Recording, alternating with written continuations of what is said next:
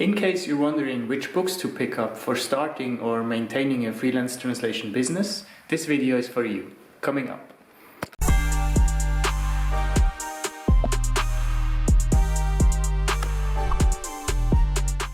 Hello and welcome back to the Freelanceverse. If you are or you want to become a freelance translator, chances are that you're also an avid reader. Even though it can be sometimes quite exhausting to still read after a full day of work, which is basically reading and writing the whole day, right? I still find myself reading books all the time, and I think this just comes with love in languages and reading in general. So I wanted to make a video this week about the books that I have read about freelance translation. Of course, this is not an exhaustive list, these are just the books that I've read so far and that I like the most. A full list with time codes to the parts where I talk about certain books are in the description, so if you want to skip ahead, feel free to do that. As well, there are links to purchase these books in the description. These are affiliate links, so if you buy it through these links, I get a small percentage at no additional cost for you, so you can support the channel if you like to do that. So let's just jump straight into it with the first book. This is called The Entrepreneurial Linguist from Judy and Dagmar Jenner. I think they're sisters, if I'm not mistaken. So some of these books I have in hard copy like this one, and some of them I've read online, or well, with PDFs or ebooks. The ones that I have here I will show you, of course. The others I will just put up a picture anyways. This book was written in 2010. I read it right when I started my translation business in 2016, and it was still very relevant. And it is still today. I mean, it really doesn't get old. It consists of 11 chapters, and it's basically like a business approach to freelance translation. I think these two sisters went to business school. It shows you how to market yourself, how to not undersell yourself, what to do with social media. Of course, it's from 2010, so it's a bit outdated in the social media department, but everything else, from pricing to approaching clients, etc., everything is in here. A very important guide, especially if you're maybe not the best on the business side, but you're very creative and a very good translator, but you need help with the business. Definitely pick this book up. Very good book. It also has chapters about work-life balance, which is also very important, especially when you're working from home. And they mention a couple of tools, how to do customer relationship management, etc. And a big part of the book is about blogs. If you're interested in that, definitely pick it up. Book number 2 is also one I have here. It's a very niche and technical book. It's called Audiovisual Translation Subtitling. It's written by Jorge Diaz-Cintas and Aline Remael. As I said, a very technical book. For me, it's useful because I like to translate subtitles. I'm not specialized in it per se, but I still do it on a weekly, if not daily basis. So this was really important to pick up a book for me and actually learn the technical side behind it. Because I learned this in my studies as well, but we just focused on one tool and one video type, but of course there are many different considerations, right? If you're translating for an internal company video or an advertisement that will go worldwide, it's very different. So this book first gives an introduction into subtitling, what it is in general.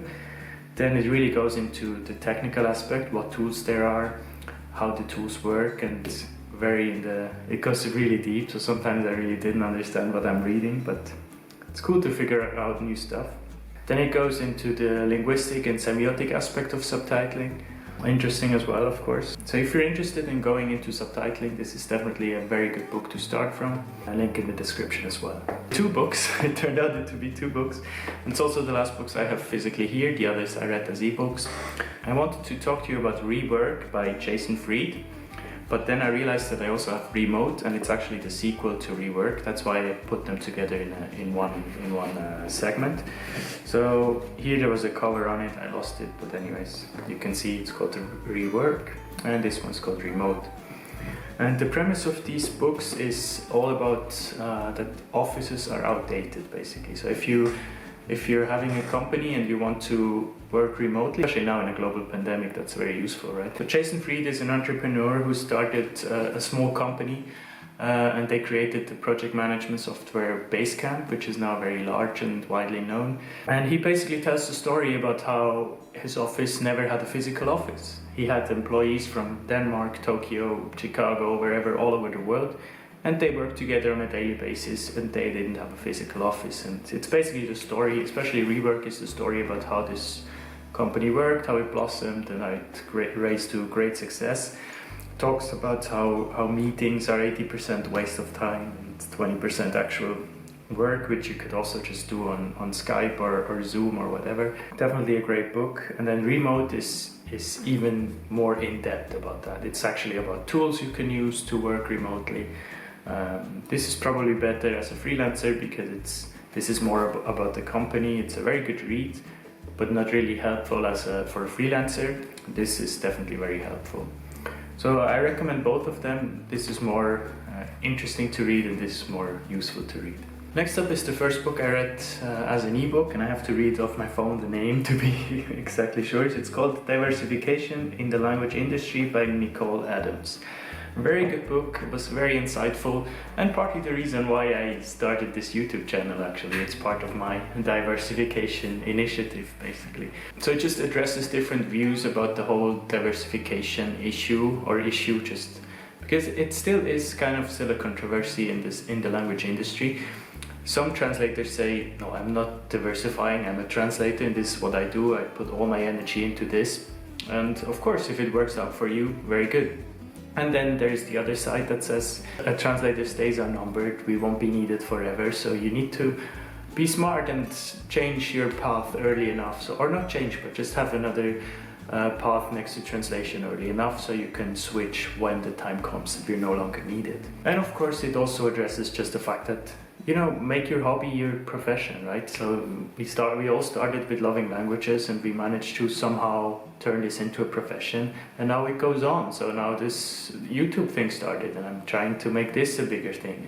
And then even, just proofreading or copywriting is another diversification if you offer different services. So it was just really interesting to see in this book that some people see diversification as this kind of terrible thing, and it almost looks like you fail when you don't do one thing 100%, and for other people it's so essential. So you just have to find a way that works for you, maybe do some diversification but have one main path that you go down on, and maybe you have two equal parts, just important that you figure it out. And this book definitely helped me to even just to think about that this is something you should work on. The book I talked about before, Subtitling, is also basically a diversification, because I could just, if someone asked me, you do subtitles, I could just say no, right? But once someone asked me and I said, yeah, why not? Sounds interesting. So I started reading, started learning it, and now I offer it as a service. Next up is How to Succeed as a Freelance Translator by Corinne McKay. Largely successful book. I think it's already in the 3rd edition, so it's updated constantly and it's really a great resource. It's actually the latest ebook that I've read, and I do wish I had read this before I started, or at least earlier in my career, because it's really focusing on aspiring translators. So if you just starting out and you're not sure, like, how do I really start? How will I get clients? Like, what do I have to think about with taxes? So it's really a step-by-step guide on how to set your business up, basically. Very well written, very useful. It should almost be, I think I've read reviews about it saying that it should be a staple in translation studies to read, which I can really agree with, because in translation studies, no one really teaches you how to do freelance. It's just, I'm not sure why, people think you will be employed and you just learn the craft, but you don't really learn the business side of it. So this book is a great help. Definitely pick it up if you're not sure how to start. It's a great way to help you start. And the last book I would like to mention is called The Marketing Cookbook for Translators by Tess Whitty. Now, unfortunately, I have read this book as a PDF or as an ebook, but I didn't manage to find it anymore. I don't know what happened, so I couldn't recap, and it's been a while since I read it. What I remember is that it's been really useful for me to think about my marketing strategies.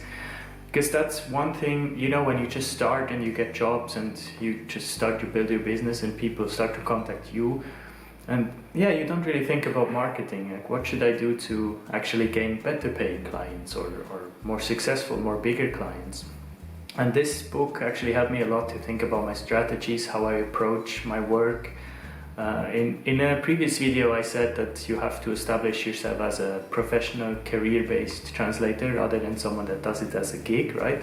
And this book helped me a lot with that, because you can really, the way you sell yourself, the way you market yourself tells a lot about your your professionalism, right? How you approach things, how you work. This does not only speak about gaining new clients, but it also addresses strategies to maintain the relationship with current clients, which is also useful because you can never get lazy, right? Even though there is a stereotype that PMs can be lazy, so once you are in a pool of translators, it's hard to be swept out of it. But still, customer relationship management is very important. This book helped me a lot to achieve that. So definitely a marketing Bible for translators. Link in the description. So there you go. These are all the language related books that I've read and I found useful. I think they were 6 in there, or 7 if you count the double recommendation.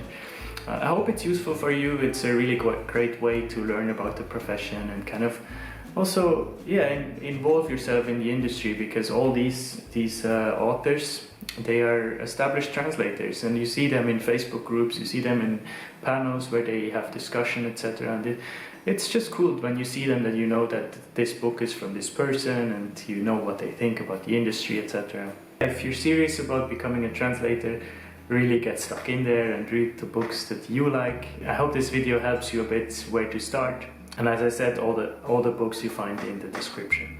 Now to the point I always make in this video, if you want to become a translator, you need to practice, practice, practice, and the best way to practice is translating. Why don't you start by translating this video? I will do the German as always, and if you want to do, I don't know, Swedish, French, or Portuguese, or wherever you're watching from, just click the wheel in the lower right corner and click Add Subtitle. You can translate it as well as you can. It will come to me, I will just check it. I mean, of course I don't have the language skills, but I will just review it quickly if it all looks well. And I will publish it. You can also click that you would like to be featured as a translator, and then your name will be in the description for this language. If you do that, let me know in the comments, I would really appreciate it. Otherwise, I hope you enjoyed the video, and see you next time. Bye bye.